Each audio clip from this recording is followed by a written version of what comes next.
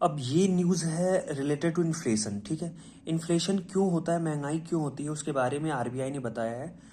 Total सबसे पहली बात तो ये कि जो इन्फ्लेशन को कंट्रोल करता है वो आरबीआई कंट्रोल करता है, reserve bank of India control करती है हमारी बैंक, ठीक है। ठीक है। आरबीआई को कहते हैं बैंकर्स बैंक, ठीक है। सभी बैंकों को क्या करती है, कंट्रोल करती है, तो इसीलिए उसको कहते हैं बैंकर्स बैंक, ठीक है। अब आरबीआई एक सेट पैरामीटर रखती है, वो क्या करती है, इन्फ्लेशन को 4 ± 2 रखती है, ठीक है। 4 ± 2 का मतलब होता है +-2, मतलब या तो जो इन्फ्लेशन टारगेट रहेगा 4 में 2 ऐड करोगे 6 और 4 में 2 सब्ट्रैक्ट करोगे तो 2, तो इन्फ्लेशन जो वेरी करेगा 2 से 6 के अराउंड इन्फ्लेशन वेरी करना चाहिए।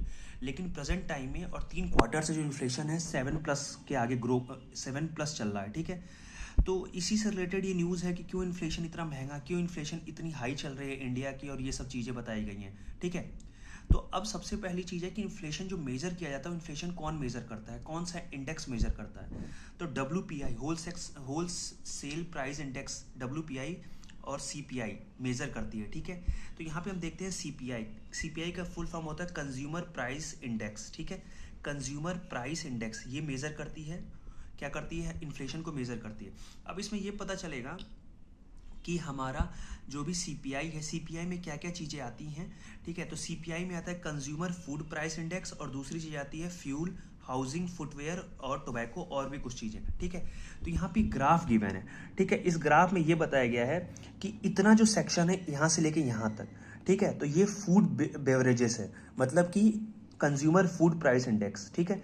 तो अगर इतने को ऐड करेंगे तो हम 50.7 के अप्रॉक्स आएगा, ठीक है। और इतने को ऐड करेंगे तो 48.3 आएगा, ठीक है। तो ये चीज़ है।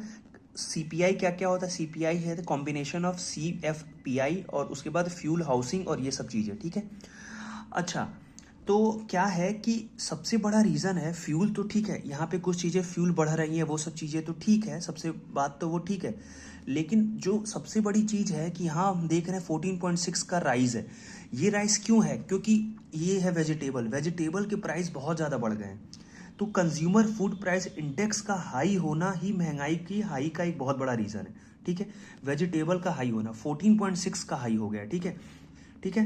कंज्यूमर फूड प्राइस इंडेक्स में वेजिटेबल आता है और ये सब चीज़ें हैं, सीरियल्स प्रोडक्ट्स, मतलब दाल वाल वाली चीज़ें हो गई, ठीक है। प्रिपेयर्ड मील्स हो गया, मीट्स हो गया, मिल्क प्रोडक्ट्स हो गया, ऑयल फैट्स हो गए, स्पाइसेस हो गया, फ्रूट्स हो गया, नॉन एल्कोहलिक बेवरेज हो गया, ठीक है। तो ये सब कुछ चीज़ें मिला के आती हैं पूरी फूड आइटम्स। और फूड आइटम्स में सबसे बड़ा रोल है वेजिटेबल्स का। और वेजिटेबल क्या है, वेजिटेबल में वेजिटेबल के महंगे होने से महंगाई बढ़ रही है, ठीक है। एक बहुत बड़ा रीज़न ये है। तो ये कहा गया है इस पूरे उसमें कि क्या आरबीआई महंगाई को कंट्रोल कर सकती है, तो आरबीआई बहुत बड़े रेट तक महंगाई को कंट्रोल नहीं कर सकती है, ठीक है। क्योंकि महंगाई एग्रीकल्चर से रिलेटेड है, और एग्रीकल्चर में आरबीआई का कोई रोल नहीं है, ठीक है, फार्मर का रोल है। तो आरबीआई एक लिमिट तक कंट्रोल कर सकती है महंगाई को, उसके बाद नहीं। क्यों, क्योंकि सीपीआई में consumer food price index major होता है और वो वेजिटेबल की वजह से महंगा हो रहा है, ठीक है। एक रोल फ्यूल का भी है, लेकिन फ्यूल का तो बरसों से है, ठीक है। लेकिन अगर 7+ चला गया है हमारा अगर इन्फ्लेशन, तो उसमें रीज़न क्या है, किसका, वेजिटेबल्स का, ठीक है।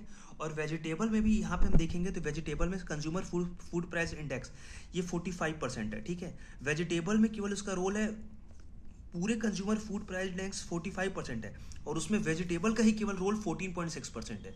और उस वेजिटेबल्स में किसका रोल है, वेजिटेबल्स में सीरियल्स का रोल है कितना, 7.2%, मीट्स का रोल है 5.6%, और मिल्क प्रोडक्ट्स का रोल है 5.6%, ठीक है। ऑयल्स का रोल है 5.5%। और वेजिटेबल में सबसे बड़ा रोल है टोमेटो का, यहाँ पे टोमेटो का सबसे बड़ा रोल है, क्योंकि टोमेटो के प्राइस बहुत ज़्यादा बढ़ गए हैं। अच्छा, वेजिटेबल में जैसे ये कहा जाता है कि ठीक है, दालों का प्राइस बढ़ गया है, मीट्स का प्राइस बढ़ गया है, तो ठीक है, इसकी वजह से ये बढ़ गए। लेकिन भाई वेजिटेबल के प्राइस क्यों 14.6 हो गए, क्योंकि उसमें एक रोल है टोमेटो का, ठीक है। टमाटर के प्राइस इस समय बहुत बढ़ गए, ठीक है। अब उसके प्राइस बढ़ने का रीज़न क्या है, क्योंकि पिछले साल क्या हुआ था कि टमाटर को फार्मरों ने बहुत फेंका था। तो क्या हुआ कि कितने फार्मर अपने टमाटो के क्रॉप्स को जो ग्रो करते थे वो शिफ्ट हो गए टोमेटो से अदर क्रॉप्स पे। तो क्या हुआ कि प्रोडक्शन कम हो गया, ओवरऑल प्रोडक्शन कम हो गया, तो प्रोडक्शन कम होने से उसके प्राइस बढ़ गए, ठीक है। तो ये